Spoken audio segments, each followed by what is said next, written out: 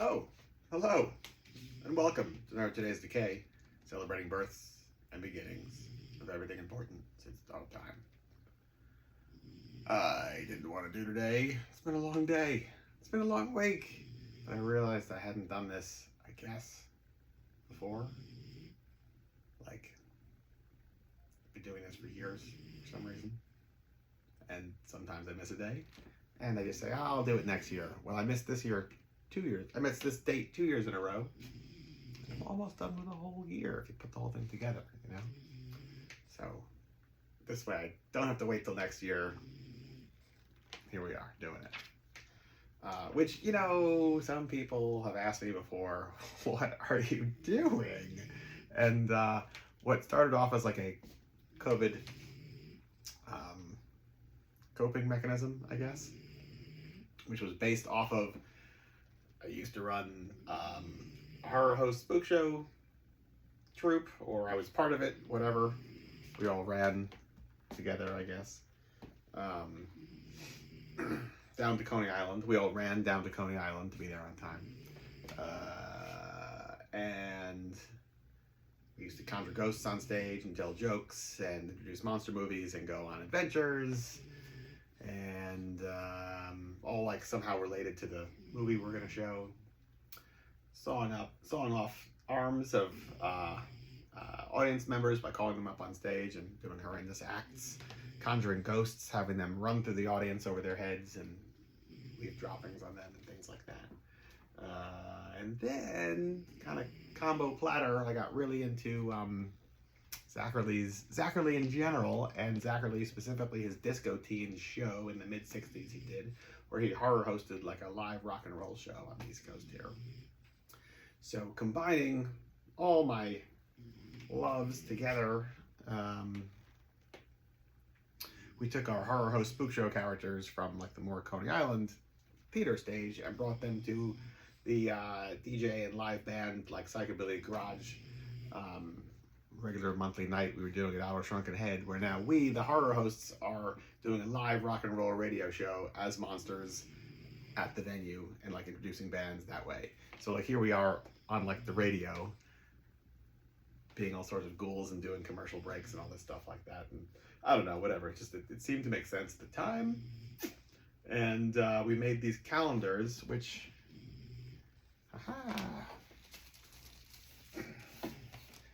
this is the first year we had these calendars with some of our horror host characters on it, and it was like the whole year. It's like each month pull away sheets, and you've got like all the dates and important information of like literally what I read off is like just one of these calendars. With this, we had a couple different iterations. This went on for a bunch of years, and each year I'd add more and more content that I'd find. Or just like remember to like retain for next year. And so each year the like tearaway sheets, like the text size, the font size, whatever, would get smaller and smaller. I don't know. Yeah. So anyway, that's what we're doing. We're going off of this thing, and it's based off of this calendar we used to make. And long story short, too late. I know it's not. Today in 1871 is Hans Hein Evers' birthday. And why did I Evers miss his birthday before? I don't know, but we're not going to do it this time. I mean, we're not going to miss it this time. Yeah, all right, okay. Roll with me. It's been a long period in time. So here we are with an original 1911 copy of Alruna. Hans Hein Evers was billed as the German Edgar Allan Poe by some people. I guess his books kind of get like a worldwide notoriety, or at least English language notoriety, once they get translated by the, I was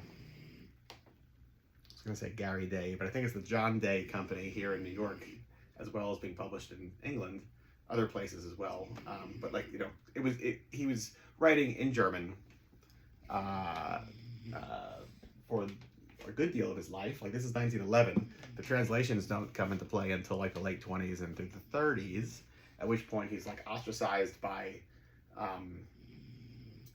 the incoming Nazi regime for depicting a Jewish woman in like a positive light, even though it's like all about like drug use and vampires and all sorts of like really salacious stuff. He was really like in 1905, 1910, a very good friend with Aleister Crowley, and they kind of like shared a lot of ideals together, I guess. And Alruna is part 3, I think, of the Frank Brown trilogy, which were very loosely like him running around the German countryside, getting into trouble, laughing at like highly devoted Christian, small-minded people, and getting into like all sorts of like otherworldly trouble with like the occult in different ways that like things wind up getting out of his control. Very often it's like women who he starts by like empowering or coaxing into kind of his way of viewing the world in some form or another, and then they wind up like taking over and ruining his life in some form or another. Not just his life, but like the lives of like everybody around them very often. So it's The Sorcerer's Apprentice, which here is the English translation from like 1927 or so, with these really great illustrations. Ron Blaine, I think is his name, if I remember correctly. Really good twisted stuff. Love it. It's all like as decadent can be. He's like the writer in compared to Edgar Allan Poe, but I would more compare him to Otto Dix. The painter. Look at this one. Here's a German language from like 1923 or something like that. Nightmare. He did a lot of short stories. A couple of novels, like I was saying. Where's some more? That was Sorcerer's Apprentice. Here is Alruna, the actual first English language version. This has been made into a whole series of different films. I think several actually, with Brigitte Helm and Paul Wegener. What else? Plenty more. It just keeps going. Oh, the third one. So it's for the Frank Brown trilogy: Sorcerer's Apprentice, Alruna, and Vampire.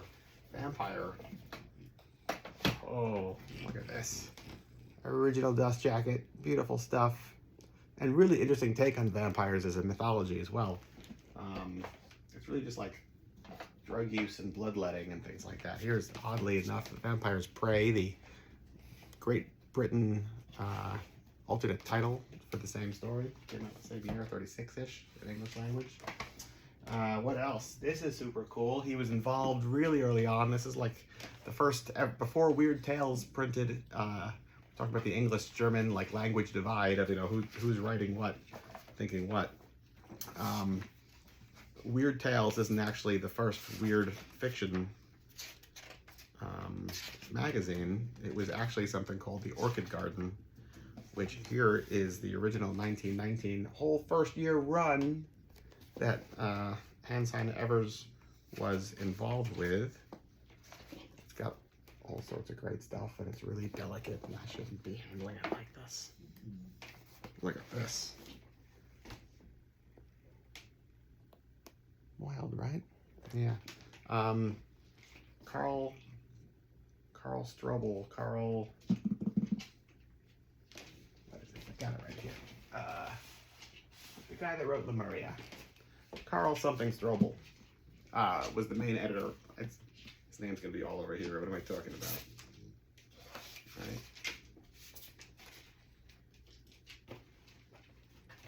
I'm not seeing.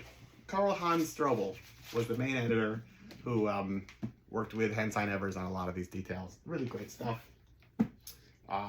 There's also a lot of this is like pre-Weird Tales, like I was saying, which was really what brought a lot of these odd writers who were into the occult together. So prior to that, a lot of this is like Edgar Allan Poe and things that were not written in the modern era. Weird Tales is a direct response to the horrors of World War I. And well, I guess Orchid Garden you could say is the same. It really is like so on the cusp of the end of World War I that a lot of the they're pulling from pre-existing content from like sometimes a generation or three beforehand, you know, whether that's the artwork or whether that's the writing, but really exciting stuff anyway. Cocaine. Let's talk about Cocaine, because what I'm talking about are all like his originals, and Sidereal Press is great and has reproed a good deal of his original writing. Here is a collection of Cocaine as featured Hans Evers. Yeah, it's all like, you know, again, weird fiction. Highly suggest it. And Sidereal put out all the things, or they're in the process of putting out all the things I just mentioned, including more from this era, from this writer. It's really interesting stuff. Yeah, there you go. Hans Evers. Dick Bennett, aka Dr. Paul Bearer, and Count Chocula, he's both of them, was born today, 1928, who is a horror host who got his start as a horror host in North Carolina and then moves to, I think, St. Petersburg, Florida, where he spends like several decades, like from like the 50s through the 80s. When did he stop? Some would say he's never stopped, but I think he stopped in the 80s. He's definitely like was still going strong in the mid 80s, which is quite awesome. And he's got bug eyes that go in different directions, and was like a huge just horror fan himself with like a full run of Famous Monsters magazine issues and plenty more. So yeah, he was born today, 1928. 1938, Jean Rollin was born. This is an action-packed day. Action-packed. You hear me? Action-packed. I was not into Jean Rollin when I was younger. I think maybe I had read something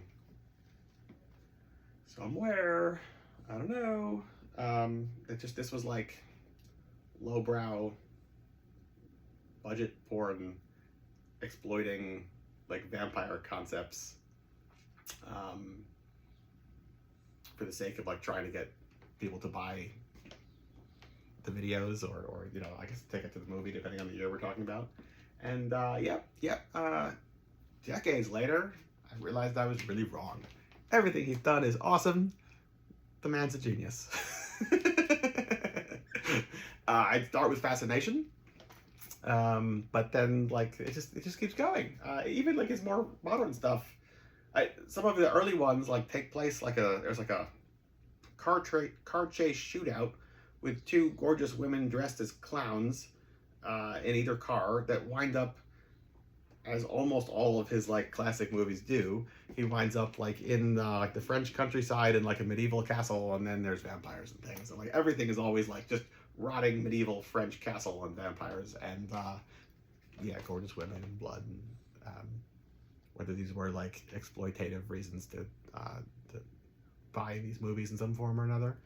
Hook, line, and sinker right here, all for it. Yeah. Okay. All right. What else? Tom Savini, born today, 1946. You know, the man. 1954.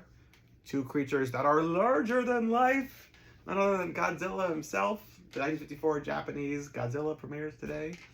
And Adam Ant, born today, also 1954. Yeah. The film Carrie premiered today, 1976. And The Damned released the Black Album, 1980. Solid album. Probably too much filler on there, but still a solid album. All right. Oh, I didn't even show you. Yeah, I forgot I had this. Hans Evers. Here's my postcard of him from the 20s, just to show you. Maybe even teens. I don't know. That monocle he's got on there. Well, I guess what I didn't mention was he was like an early fan of or supporter of like the National Socialists in the teens and 20s. I think just because he like loved Germanic folklore and stuff. And then when they came to power, shortly thereafter, they burned his books and like made him an enemy of the state because he was bisexual and, like I said, like, you know, told stories about Jewish people not being subhuman And he wind up, even though he was like a huge star. Oh, I didn't show you this one. He also did, now I'm going out of order. He did this here. He wrote multiple screenplays that became films. Here's The Student of Prague, which this is actually a combination photo play of the Paul Wegener and Conrad Veidt 1913, 1926, Student of Prague. Awesome stuff. Yeah. All about like a dramatic deal with the devil, where a down on his luck student sells his soul, quote unquote, to the devil for a pot of money to impress a girl and like social standing. And the way they depict it is that the character's mirror image jumps out of a mirror and becomes like, you know, all the like negativity or like an evil version, the doppelganger of like the person who is supposedly good, quote unquote good. And the two of them have to come to terms with each other somehow or another, right? Yeah. What's my point?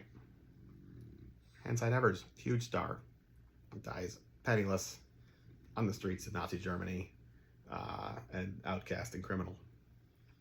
Yeah. There you go. November 3rd. All day. Exciting things for you to enjoy.